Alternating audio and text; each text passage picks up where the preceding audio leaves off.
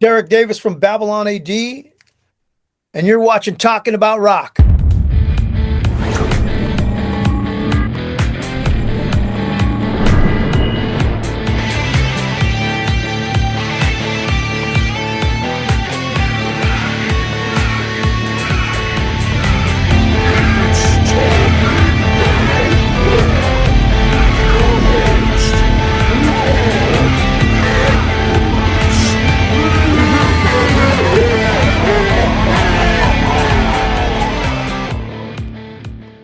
Okay, today's guest is a singer-songwriter, best known as the frontman for the hard rock band Babylon A.D. Here to chat with us about his current solo single, Running Man, let's welcome back Derek Davis. Derek, man, good to see you, brother. Yeah, man, how you doing? Oh, well, man, well, as long as this weather gets better outside, I'll be doing okay. A little crazy, Really? but I've been listening to your track the last couple days. Very cool. And you kind of described this Running Man as like a rock anthem at its core here. Very up tempo, very, fist pounding, very, very riff hooked tune. I really like it. Tell us about your thoughts about when you were putting this together here.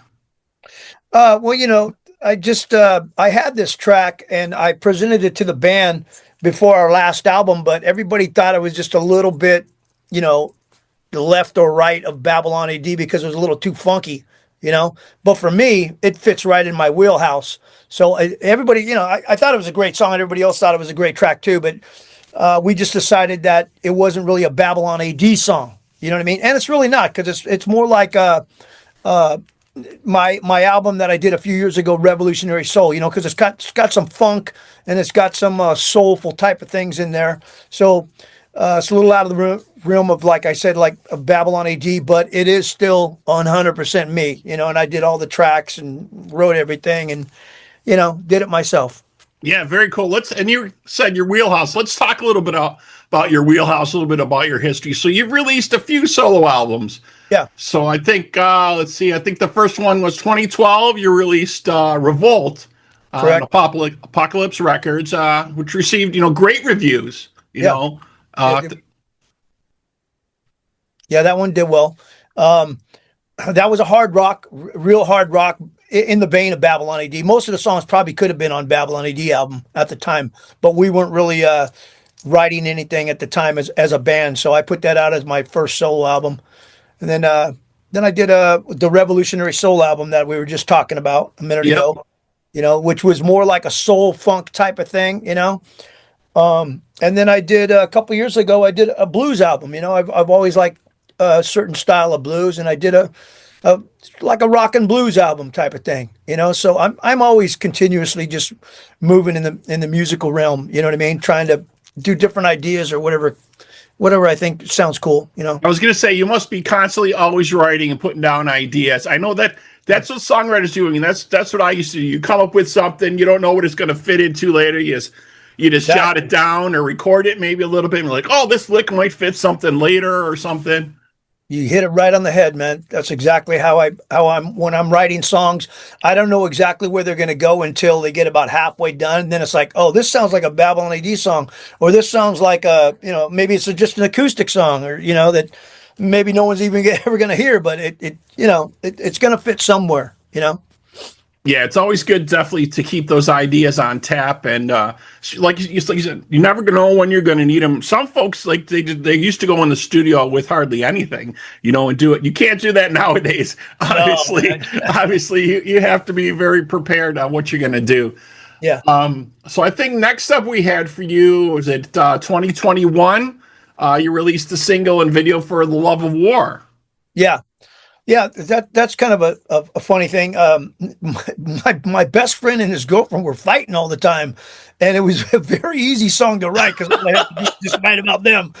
Right. And it was funny because after I wrote the song and I showed it to them, they looked at each other and then they looked at me and went, "Wow, you told our story," So that's like another thing I just had. When I'm writing, like I said, I never really know where it's going to go till it's about halfway finished. That definitely was not a Babylon AD song, but it was a great track, So I just I thought I should release it, And then in 2022, you released a critical and kind of a controversial single and video, "What Is Up Is Down," What is up is down. which gained a lot of attention and press on that one also. Yeah. I got some blowback on that. It's kind of funny too because YouTube kind of put some kind of strike on it that I never understood. They sent me some kind of message saying that it was politically incorrect or something like that. I was like, Really? yeah, I was blown away, man. This was all when all the woke stuff was going on. Everybody was arguing on the internet about this and that, politics and shit. And I wrote a song kind of about what was going on in the world then. And yeah, I got a thing that was like a political strike. And I'm like, this is crazy. You mean you can't have no freedom of speech? What about my thoughts? And the funny thing is, that's exactly what the song was about. Yeah. People taking away your speech to say what you want. Yeah, I remember when that first kind of aired and kind of first started, there was a lot of pressure on different social media platforms and different streaming services to watch that kind of thing. They were getting a lot of feedback because I think the issue was it was just flooded with both stuff so much from both sides. You know what I mean? And they're kind of like, this is not really what this should be used for. I think it goes kind of back to it was too much an influence on younger people. Now they have some safeguards in place for younger people, but obviously they turned it up way high back then, to do that. And now most of that, I think most of that's been repealed at this point because you see a lot of that stuff now. And like I said, there's safeguards on certain social media platforms for teens and younger people and stuff like that. Because they were all going to get sued, basically, right? Yeah. But when you see them show up, with the president's commencement, nobody's getting sued. None of those people. Yeah. But yeah, definitely. So yeah, you've done so much stuff. So let's talk a little bit about songwriting in general. And I talk about this a lot with some of my guests lately. Something I think is just lacking a lot in today's music. I don't know if you listen to a lot of current music, a lot of newer music, things like that. I think songwriting was such a skill and was so concentrated on at one point in the day. I really don't think that's kind of the case at this point. What do you mean by that? I don't think they put the majority of the music. I don't think they put a super lot of thought in it. I mean, a lot of the songs, that are coming out. There's not like that story. There's not like that hook. They're just kind of, what I mean. Like you were talking about the story, that you wrote, that you got inspired by your friends there. You saw a situation, you wrote the song around that situation, and it kind of expresses what's happening there. Or your other song where you were expressing, your political thoughts, stuff like that. Yeah, I get it. Yeah, even the Running Man song is more my kind of thoughts on the whole idea of technology and the AI, and we're all running like our attention for 8 seconds instead of a minute or whatever it is. We just, right, and that's what I'm used to, and I think that's what makes good songs with it. It tells stories. Yeah, you know what I mean. Yeah. So when I see that lacking a lot in the newer music, in the what we'll say more popular music, things like that. It just doesn't seem to be something that's as concentrated on as it was in the day, Yeah, maybe because we're a little bit older, and now, the music that I don't really listen to anything new because I don't hear anything new that I like. You know what I mean? I mean, I gravitate to old school soul, Yeah. Old funk stuff, or old rock, 70s stuff for some reason, because there was a lot of storytelling, back then, like you said, and a lot of bands that were all different. Everybody wasn't just the same exact band. You can have Fleetwood Mac play with, Aerosmith, and they could go over and play with Peter Frampton or whatever with Leonard Skinner. It just didn't matter, Right. And nowadays everything is just so homogenized and stuck into like these little boxes, and nobody has gives it any time. You put out a new single, it might be out for like a week before everybody's like, let's get to the next one. Right. There's a very short attention span on folks. Exactly. And that's what I'm trying to say. Yeah. And I think there's a lot of music coming out now, maybe more than there used to be. back in the day when this was all driven by album sales and things like that. Mhm. I see so much music coming out all the time. But another point I wanted to make is because we're talking about new music, and I think that's really hard for some bands. So if you're a classic band and you Mhm. come out with a song that isn't really your style, you know what I mean? To try something new. A lot of times people don't give that any room and any air Yeah. to check it out. They get so caught up in the style of the band or the original sound. It's like, oh, I want to hear your songs like that. You know Yeah. what I mean? Sometimes they don't give any of these classic bands a chance to do that. And I like to see that. I like when the classic bands try that out. But the majority of the audiences, I think they're just like, I want to hear your original sound. I want to hear your original style. Yeah, even Babylon AD gets pigeonholed like that. So when I'm writing, I have to be really conscious of the songs. I got to think back of the first two albums, and I got to make sure that when I'm writing a song or I'm co-writing a song with one of the band members, that it still has that Babylon AD sound, unless, like you said, you're going to get hit by fans and like, oh, what are you trying to do? You invent the wheel and be somebody else who you're not. Yeah.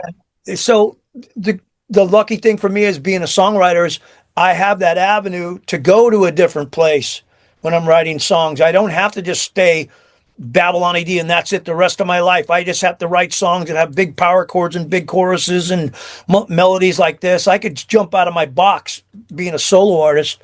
And, if I get flack or crap for it, I don't give a shit. You know what I mean? Right. Because you're just expressing your art, like you said, and Right.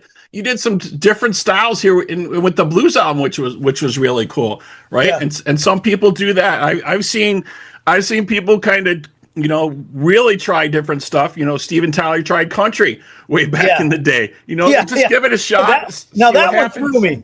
Yeah, That one right. threw me. I was like, I don't think I'd ever try country. Yeah, he was going way up, but country was really big at the time. So it's like, oh, everybody's jumping in that pool right now. You know what I Yeah. mean? And it's funny because then it's kind of circling back. We've seen some of the country artists are like, oh, I want to be a rock and roller now. I want some of these rock people Yeah. singing with me, right? Yeah. So it's just interesting to me how that changes, how that morphs. And you've been doing this quite a while. So I want to ask you if you had any advice for up and coming songwriters or bands or what to think about when they're doing this. Because you kind of went the gamut. You've seen it how it was in the 80s and you've seen how it is now changing. Is there anything, any advice you would offer them maybe? Um, I would just say stay true to your craft and stay true to who you are, and try to if you're a songwriter and you're writing lyrics, especially try to read a lot, especially like older type of books and things like that, because you'll get knowledge in different type of vocabularies and things like that, and you won't get stuck in this, oh, she's so hot, baby girl, whatever it is, that people write about, that it sounds like they're in the fourth grade when they write lyrics. You know what I mean? Right. Yeah. And I would say try to stay original, man. Stay away from AI. I mean, I am vehemently opposed to anybody that uses AI writing songs. I know so many people now that are musicians that are using that AI to write a song, and it just, man, it just Yeah. I was going to bring that up, actually. We've talked it's just, about this. to me, it's just cheating, man. You're Yeah. just either you're a cheater or you don't have the talent. Yeah. I mean, as far as If you like don't have the creating talent and you're a cheater, then you're just a fake. Yeah. Don't even try to tell me that you're a real musician, because you're not. You're just you're lazy. You know Yeah, what I mean? I don't get it for doing it for songwriting, because the whole idea of a good song is to channel that energy and that emotion to the audience, right? And then when you feel Right. that, when they feel that, they bring that back to you, and that's the live experience. And you can't get that with an artificial generated. No. Not yet. Hope not Yeah, yet. Hopefully not ever. But And it cracks me up because almost every single song that I hear, that like I said, I've got some musician friends of mine and some relatives that have been doing it lately, and every single song to me sounds just like the 14th song of a Bon Jovi album that maybe Daughtry sings or something, and they all sound so formulated, cheesy lyrics, Great production though. The production, Right. great, the drums are great, everything, and that's usually how you tell right off the bat. The production is too perfect, Right. you know, and it's just homogenized. I mean, whenever I just signed uh, a small deal type of thing with the Cleopatra to release some stuff, and they hit me up with they wanted to use my voice for AI, you know. So, and I was like, no, take that out of the contract. You're not going to use my voice, to sing another person's song or to just be a robot for somebody else. I'm just not going to do it, man. Maybe I'm too old school, and I think this new technology has just went too far. Because, for instance, quick story, Babylon AD has had 3 artists now come to our Spotify site, somehow get on there, say that they're Babylon AD. And we had to contact Spotify, go through this whole rigmarole thing to get Yeah, them we on talked there. about that last year about that song you had that was Yeah, well, it's supposedly happened. with It's Vinnie happened. Vincent, supposedly. Yeah, it's happened 2 more times since then. Oh my gosh. Yeah, and it's like it's like what they can't tell what an AI song is, and why is it end up on our stuff? And I know a lot of other artists that it's happening to too. So Really? these people aren't even musicians, or whatever. My cousin came over to my house one day, and he was so happy. He was jumping up and down, showing, man, he wrote this great song. And I go, what do you mean he wrote this great song? I know he sings a bit, but I said, you're not a songwriter. He goes, no, I wrote it with my phone. I go, how do you write a song with your phone? Oh, I just told AI, man. I signed up on this thing, and I bought this thing, and they sold it to me, and it's my song now. But I just told it what to do, and it did everything. Listen to this song, and I'm just sitting there amazed, going like, and so you think you wrote this song? Well, I did write it. It's No, like I'm having an argument with yeah. something that doesn't even make any sense to me. Like, you Right. didn't write shit. This thing wrote it. Yeah. Yeah. You You didn't just play gave it like anything. you gave it You a didn't do sentence or nothing. an idea. So how Yeah. long did it take you to do this? About a half hour. I said, man, it takes me months sometimes to write a song. Because I'm actually doing it. I'm actually playing. I'm actually recording. I'm actually working. I'm thinking of the idea. I'm changing my ideas. What you're doing is just putting a piece of bread in a toaster and it's popping out, and you go, oh wow, tastes pretty good. That's all you're doing. So you're not an artist. Yeah. So yeah, All this that one it stuff. just pisses me off, man. Yeah, I can definitely understand that for sure, and it's a little crazy with that. There, like you said, there's so many programs out there that can do that, can create that. And what this is all doing, it's It's gonna making the kill music. IA agent stronger Yeah, it's for gonna. the companies. Yeah, it's gonna kill music, man. Dude, I give it another 3 years or so, and real music. I mean, it's almost like you're gonna have to have like so. For instance, on this CD, if you look at it on the bottom, it says human made. AI, no AI, human made. I'm putting that on everything, and I think every artist should prove that they wrote or did the song themselves, because this is a battle for the soul of music, man. This is going to be a battle. It's either going to be the bots and the AI ruin music, or somehow the original music and original singers, songwriters, musicians that are great actually play their stuff, and people should be able to tell the difference. You should have some kind of watermark that says, this was AI generated, so a person knows, oh, okay, well, that guy's really not legit, or this guy is legit because he played all his stuff, or this band really did create everything. You know what I mean? Yeah, I think that's a great idea to do that. I think more Gotta people be, should man. definitely do that. I mean, Yeah. they started doing that with some of the photos and videos and stuff online when people post it, but it's getting too crazy with that. They just can't keep up. But a lot of the different services are starting to put even YouTube puts stuff on there. If you created anything artificial in this Mhm. video, they ask that you say that during it. You know, Right. but it's manual. You have to choose that yourself. But Right. I'm still, yeah. I think that's a great idea. What you're Yeah. talking about. I think that's Yeah. what we really should do. You got to have some kind of mark that shows, like, that you're a real artist. That just you didn't just pop it in the toaster and it popped out. Yeah, thank you. One of my friends sent me his song a couple of days ago. Who was on Facebook? It's like, I wrote this song. It's going to be released, and me and my cousin, one of my other cousins, we just started cracking up laughing, because you could just tell it's all AI generated, the whole thing. But he's Yeah. already bragging to everybody that he wrote this song. It's like, come on, man. Yeah. Why would a person want to lie about something, to make themself feel better? I don't get it, man. Yeah, yeah. Well, we can get into a long, deep conversation about that. People not telling the truth and things they try to do to make themselves, feel like that for sure, for sure. Yeah, definitely. But that's crazy. I know you've experienced a lot of this on, like you said, on Spotify. I can't believe this is starting to show up with other artists now. Yeah. No. And the one thing I did want to mention is you're talking about them asking to use your voice and stuff like that.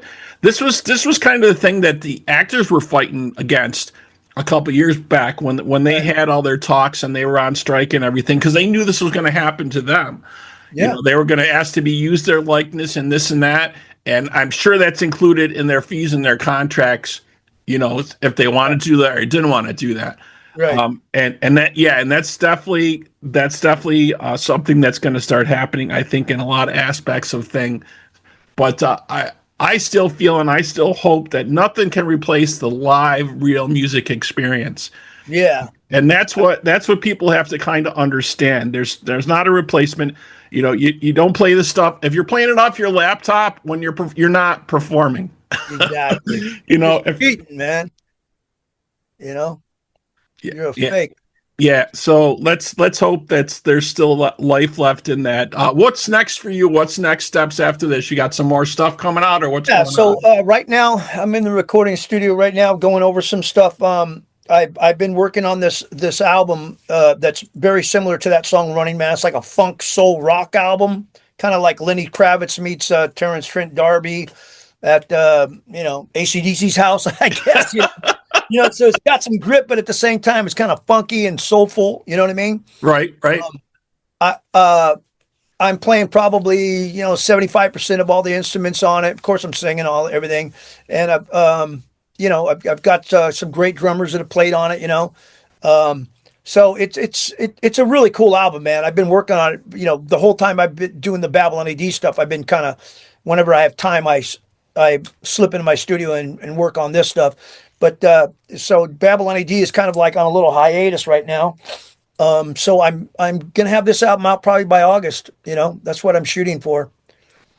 Okay, very, very cool. Definitely. Well, we look forward to that. And you folks can check out the track for Running Man. Right now, it's out from Derek Davis streaming. You can also check out the video. We're going to have the link to that posted online in our Hall of Video at talkingaboutrock.com. And for more info, you can go to DerekDavisMusic.com and check out everything this man is up to. Derek, so good, man, to talk to you, man. Great to have chat with you again, man. Yeah, sounds good. Maybe we'll get back together when the album comes out. That sounds like a great plan. Okay, folks, that wraps up this episode. Thank you to my guest today, Derek Davis, and to our folks out there. We hope you're doing your part by keeping the torch alive and supporting live music wherever you are.